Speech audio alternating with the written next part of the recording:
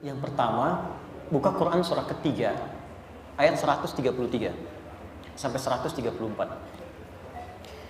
Ada orang-orang yang disiapkan oleh Allah tempat kembali di surga yang sangat luas, indah dan lapang. Dan ternyata amalan pertamanya bukan rajin sholat, bukan rajin puasa, bukan rajin zakat. Ternyata karena kelapangan hatinya yang mampu memaafkan dan menahan segala yang ia terima dengan cara yang tidak baik, tapi ia mampu merespon dengan cara yang baik. Wasari'u ila maghfiratin min rabbikum wa jannatin 'arduha as-samawati wal ardu u'iddat lil muttaqin alladzina yunfiquna fis sarra'i wad dharra wal kadhimina al ghaidha wal 'afina 'anil nas wallahu yuhibbul muhsinin. Kata Allah, jika engkau menerima sesuatu yang kurang menyenangkan, dicela, dihujat, tengok dulu ke diri kita. Ada enggak hujatan itu yang memang sesuai dengan perilaku kita? Jika memang ada, jangan merasa berat kita untuk mengoreksi diri dan meminta maaf. Jelas ya? Maka lihat siapa yang menghujat. Apakah orang yang berilmu? Orang yang saleh? Yang soleh itu kalau mencela, tidak mungkin soleh mencela kepada sesuatu kecuali ada perbaikan di dalamnya. Karena lawan soleh itu salah. Jadi kalau orang soleh itu mencela kepada yang salah untuk diperbaiki kesalahannya. Salah mencela kepada yang soleh karena memang iri hati dengan kebaikannya. Jadi kalau ada seseorang menghujat, mencela, tanya, betul nggak isi hujatan itu ada dalam diri kita? Kalau ada, wasari'u ila maghfirah. Jangan tunggu waktu dan gengsi untuk mengevaluasi. Kata Allah, hei, rendahkan dirimu untuk menerima itu dulu, lalu koreksi. Tapi kalau tidak ada itu, yang diberikan tidak sama, yang dituduhkan tidak serupa, maka apa yang terjadi? Perhatikan kalimatnya. Wa jannatin 'arduhas samawati wal ardu. Aku tawarkan, aku siapkan, kata Allah, surga seluas langit dan bumi. Jadi ada orang yang mendapatkan tempat di surga, tempat itu seluas langit dan bumi. Silakan. Mau maraton, mau koprol, mau olahraga, seluas langit dan bumi. Dan indah. U'iddat lil muttaqin, aku siapkan untuk orang takwa. Apa ciri orang takwa yang ada di sini? Satu, alladzina yunfiquna fis sarra'i wad dharra. Satu, gemar berbagi. Baik dalam keadaan lapang ataupun sulit. Kalau sedang lapang berbagi, wajar ya. Tapi sedang sulit masih berbagi, itu luar biasa. Nah, kaitan dengan pertanyaan Anda tadi, perhatikan kalimat seterusnya. Wal kadhiminal ghaidha. Yang pertama setelah itu dia sanggup menahan amarah.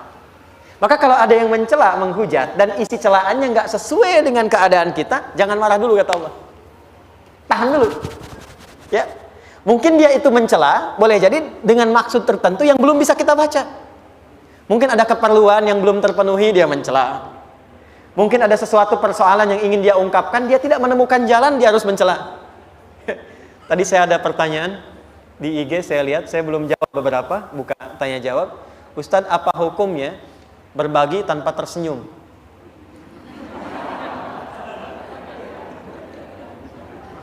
Hukum yang pertama, kita husnudzon dulu. Karena dalam keadaan tidak tersenyum pun, dia masih bisa berbagi.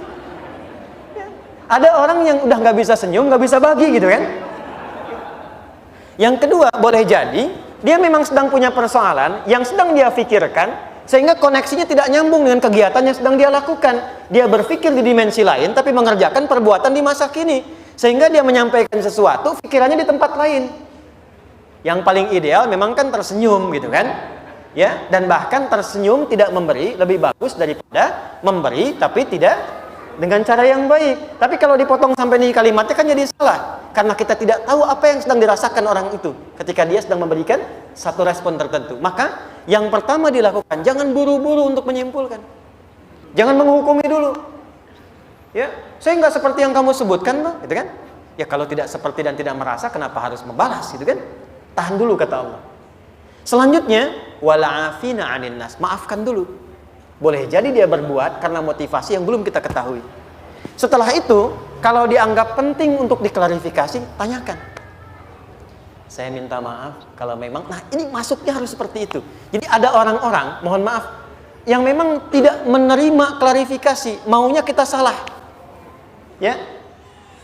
Yang hebat kan seperti istri ya. Istri ya. Istri itu ada salah satu prinsip yang sangat luar biasa. Istri itu tidak pernah menginginkan suami salah, tapi menginginkan suami harus merasakan bahwa istri memang benar.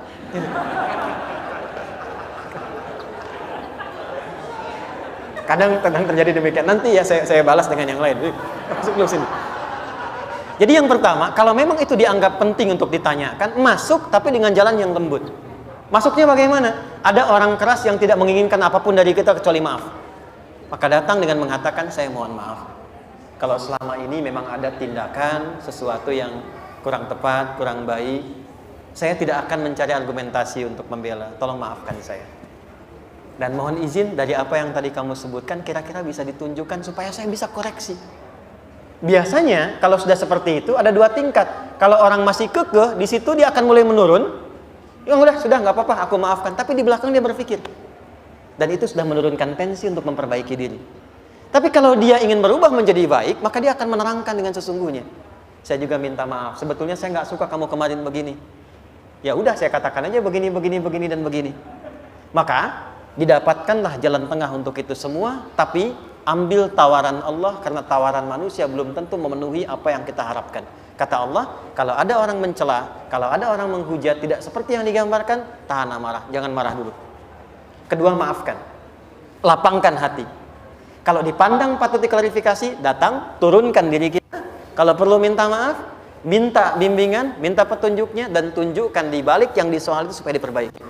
Kalau dengan cara itu belum mampu juga kemudian merubah dia lebih baik, maka tinggalkan perdebatan. Orang yang meninggalkan perdebatan saat ia dalam posisi benar, kata Nabi, akan dibangunkan untuknya istana di pinggiran surga. Kok di pinggir ya Rasul? Ya masih untung dikasih istana di surga juga kan? Ya, dan itu bagian terindah yang bisa kita dapatkan. Saya kira jelas ya. Baik, yang terakhir, qala Nabi sallallahu alaihi wasallam, hadis Muslim, riwayat sahabat Abu Hurairah.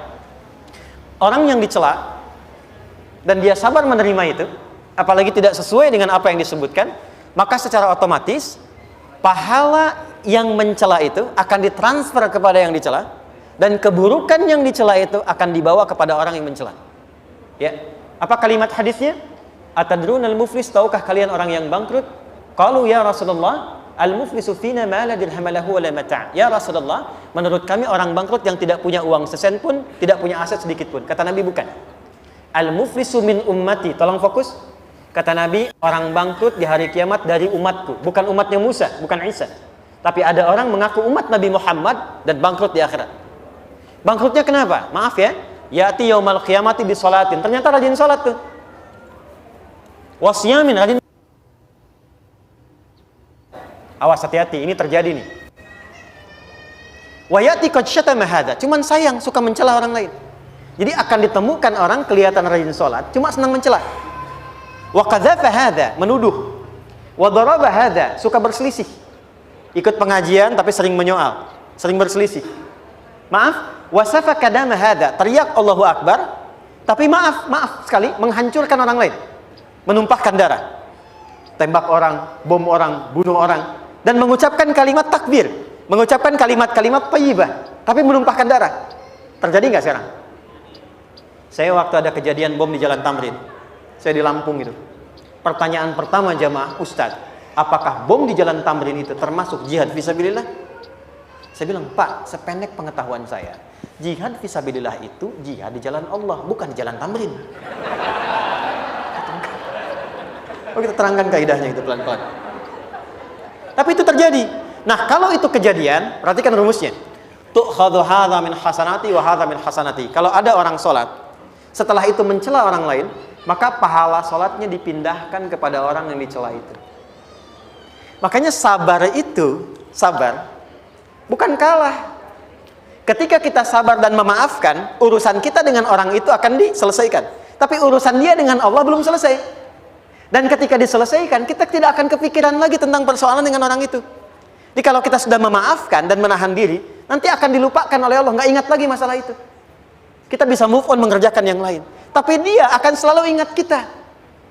Dan yang paling berbahaya, kalau tidak ditobati, tidak ditaubati, itu akan istidraj.